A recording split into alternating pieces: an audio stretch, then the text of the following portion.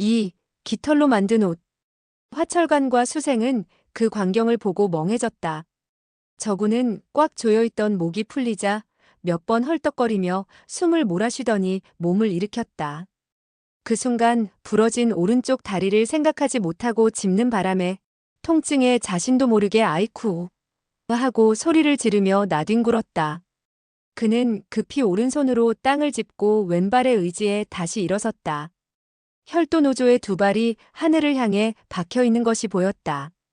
저구는 어떻게 이런 일이 일어났는지 도무지 알 수가 없었다. 그는 눈을 비비고 다시 살펴보았다. 혈도노조는 틀림없이 눈 속에 머리를 박고 꼼짝도 하지 않았다. 수생은 저군이 몸을 날려 일어섰을 때 자신을 해칠까 두려워 혈도를 가슴 앞에 들고 몇 발짝 뒤로 물러서서 그를 주시했다. 그녀의 표정은 매우 민망해 보였다. 그때 갑자기 화철관의 칭찬하는 목소리가 들렸다.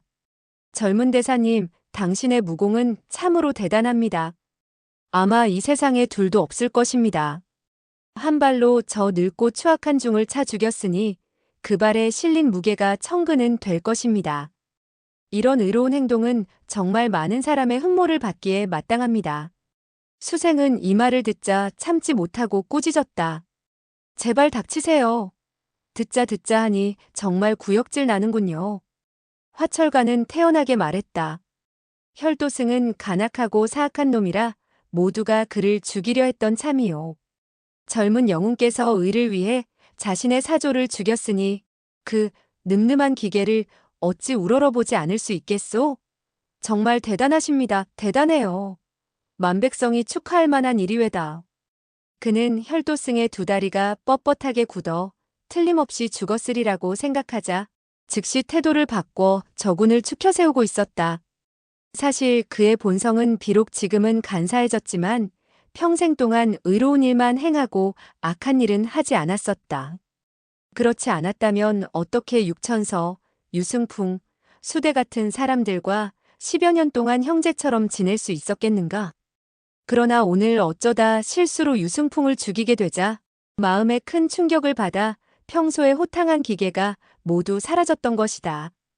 게다가 혈도승에게 괴롭힘을 당하자 수십 년 동안 마음속에 잠재있던 비굴함이 자신도 모르게 드러나고 있었다. 저구는 어리둥절하여 말했다.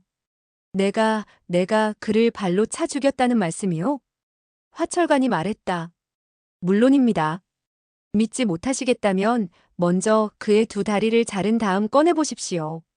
저구는 수생을 한번 쳐다보았다. 수생은 그가 자기 손에 들린 혈도를 빼앗으려는 줄 알고 깜짝 놀라 한 발짝 뒤로 물러섰다. 저구는 고개를 흔들며 말했다. 그렇게 무서워하지 마시오. 나는 당신을 해치지 않을 것이오.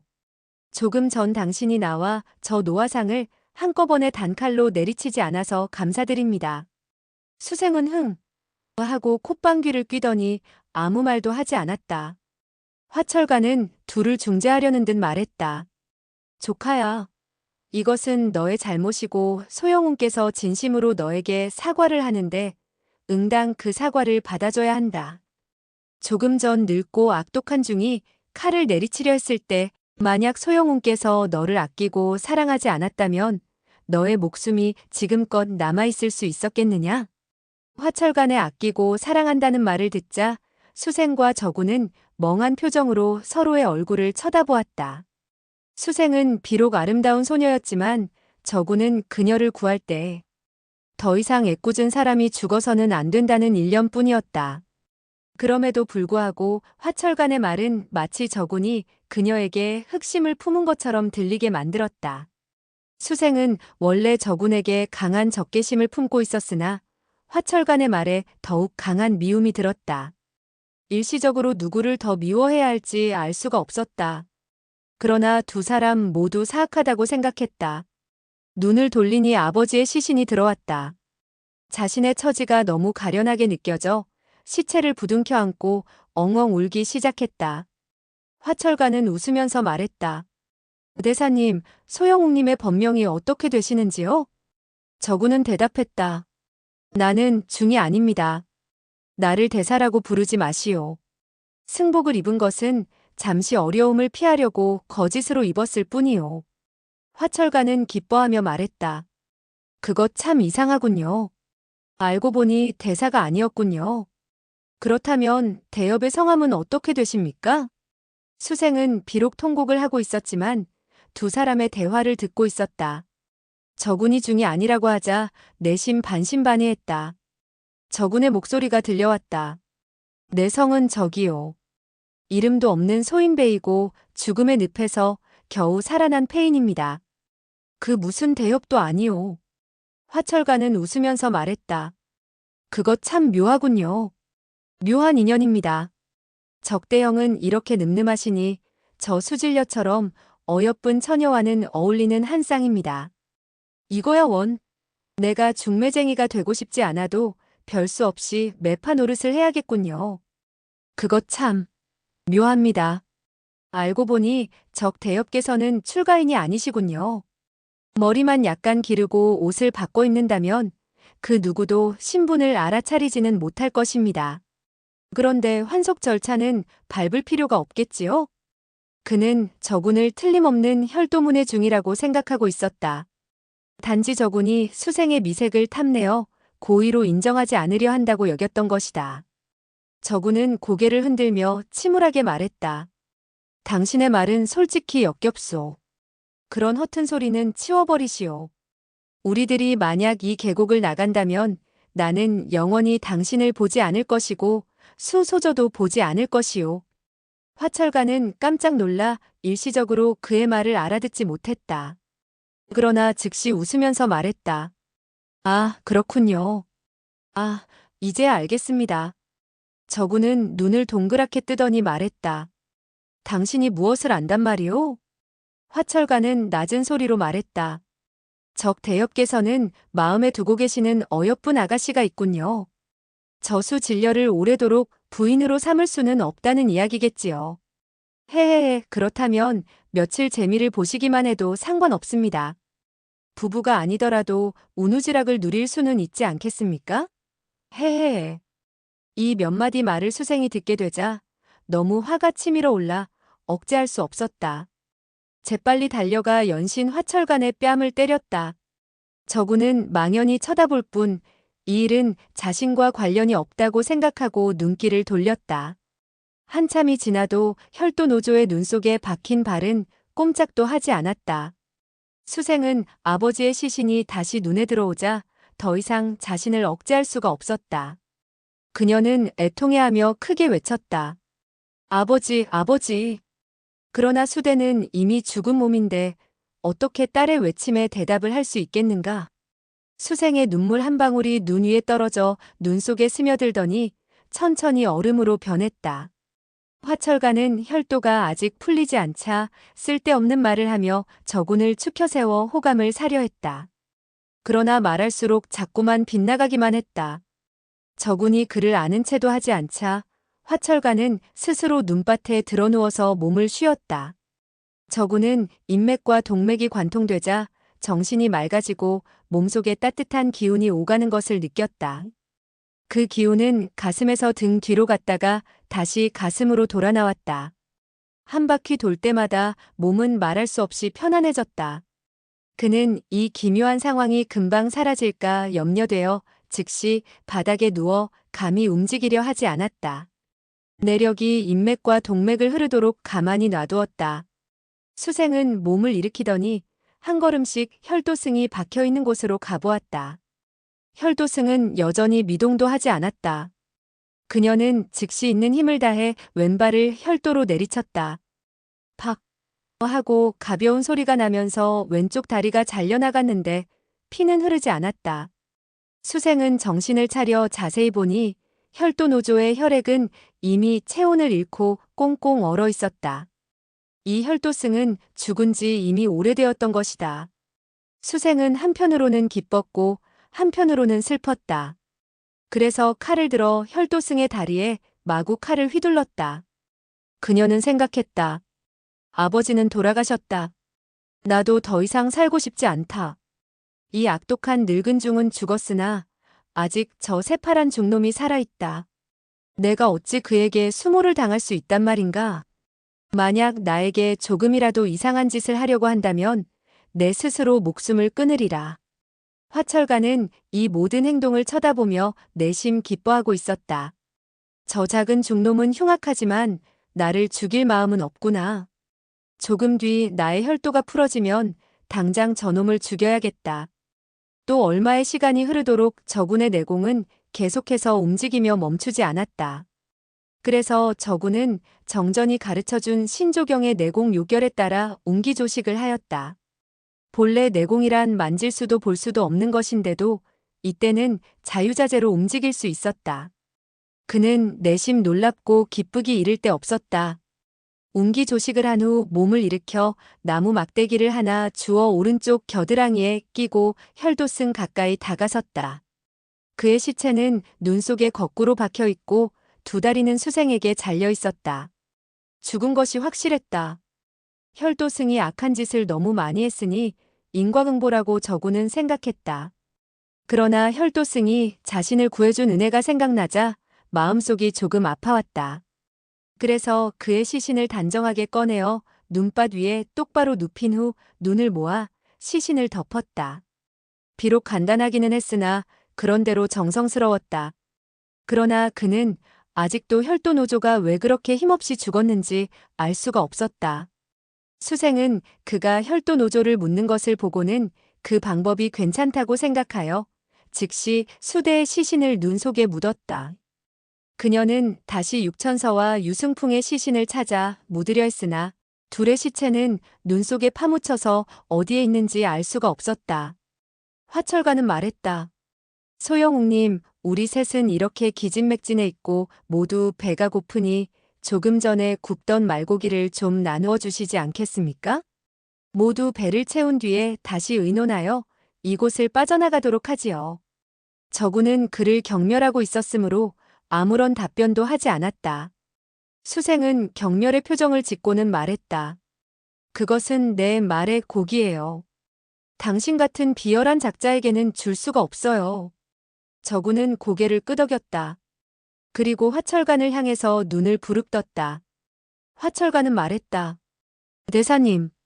저구는 단호하게 말했다. 내가 말하지 않았소? 나는 중이 아니라고.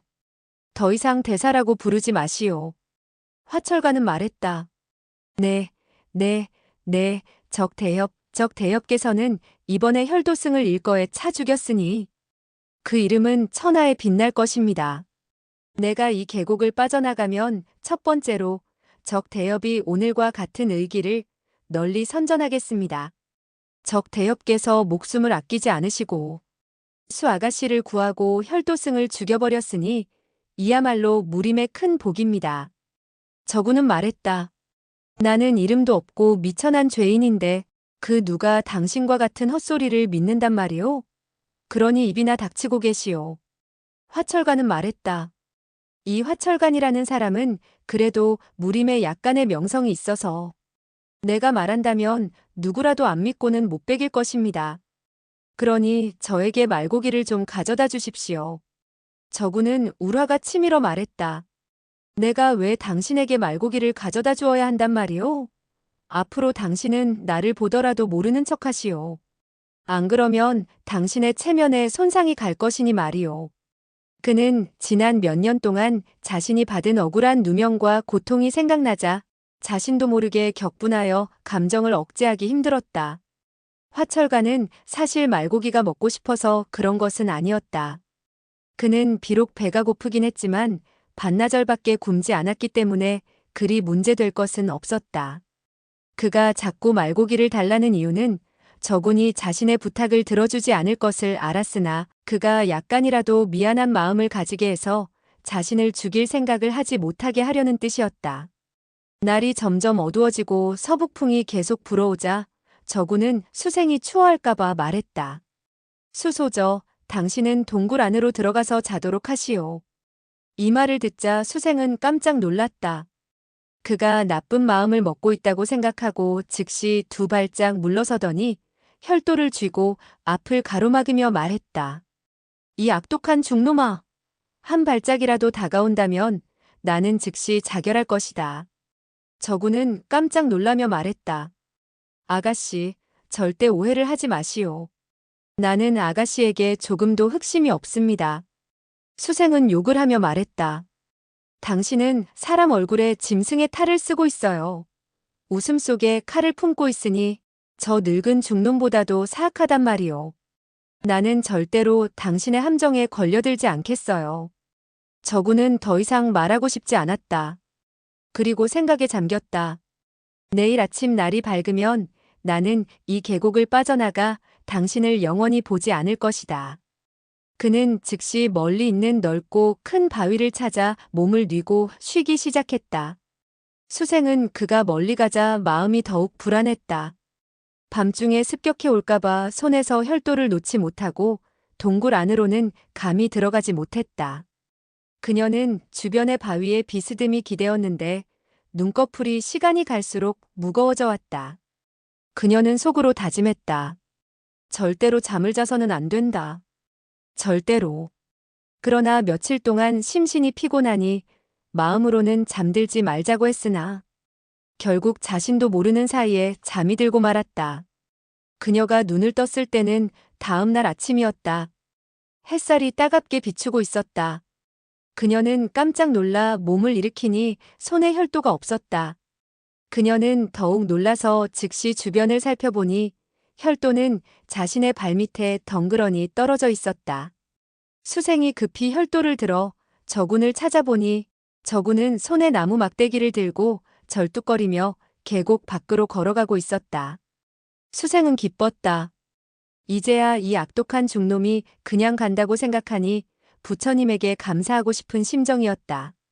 저군은 계곡에서 빠져나가고자 길을 찾으려 했으나 주변은 온통 눈에 막혀서 나갈 길이라고는 없었다. 계곡의 입구에는 수십 장 높이로 눈이 쌓여 있어서 봄이 와서 눈이 녹지 않는 이상은 이곳을 빠져나가기란 불가능해 보였다. 그는 어쩔 수 없이 제자리로 돌아왔다. 화철관이 말했다. 적대엽, 어떻게 되었소? 저구는 고개를 좌우로 흔들면서 말했다. 나갈 길이 없습니다. 화철관은 혼잣말처럼 중얼거렸다. 너야 나갈 수 없겠지만 이 화철관이 어떤 사람인데 너와 같겠느냐? 오후가 되어 혈도가 풀어진다면 나의 실력을 톡톡히 보여주마. 그러나 겉으로는 내색하지 않고 말했다. 그리 걱정하지 마십시오. 나의 혈도가 풀어지면 두 분을 데리고 이 계곡을 빠져나가겠습니다. 수생은 저군이 자기에게 아무런 행동도 하지 않자 다소 마음이 놓였다.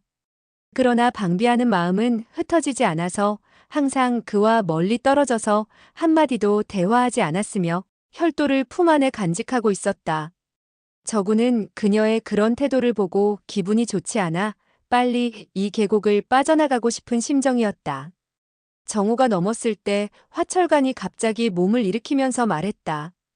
조카님의 말고기를 좀 빌려주게나. 이 계곡에서 나가면 배로 갚아주지. 그리고 말고기가 있는 곳으로 가더니 한 덩이를 주워들고는 먹기 시작했다. 혈도승에게 찍혔던 혈도는 시간이 지나자 자연스레 풀렸던 것이다. 화철관은 혈도가 풀리자 즉시 교만하게 변했다. 수생과 저군이 합공을 해온다 해도 자신의 상대가 되지 못한다고 생각했다. 그는 이 계곡에서 오래 머물 이유가 없다고 생각하고 한시라도 빨리 나가는 길을 찾아야겠다고 생각했다. 그는 나가는 길을 찾는 즉시 저군과 수생을 죽여서 이 계곡 안에서 펼쳐졌던 자신의 추태를 누설하지 못하도록 해야겠다고 마음먹었다. 그는 경공을 전개하여 계곡을 한 바퀴 돌았으나 주변이 수십 장 높이의 눈이 수십 리에 걸쳐 쌓여 있어서 도저히 나갈 수가 없었다.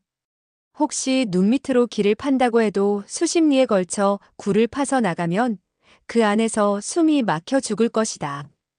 그렇다고 또 이 눈이 녹기를 기다리자니 반년은 지내야 할 텐데 눈밖에 없는 이 계곡에서 무엇을 먹으면서 지내야 할지 막막했다. 그는 어쩔 수 없이 다시 제자리로 돌아와서 말했다. 내년 봄이 와야 나갈 수 있겠구먼. 저군과 수생은 화철관의 양쪽에 있었는데 화철관의 말을 듣고는 깜짝 놀라 주변을 둘러보았다. 그리고 같은 생각을 했다. 이 계곡 안에는 나무 뿌리조차 찾을 수 없을 것 같은데 어떻게 봄까지 기다린단 말인가? 허공에서 독수리의 울음소리가 들렸다. 셋은 일제히 하늘을 쳐다보며 생각했다. 저 하늘 나는 독수리처럼 날개가 있다면 이 계곡을 쉽게 빠져나갈 수 있을 텐데.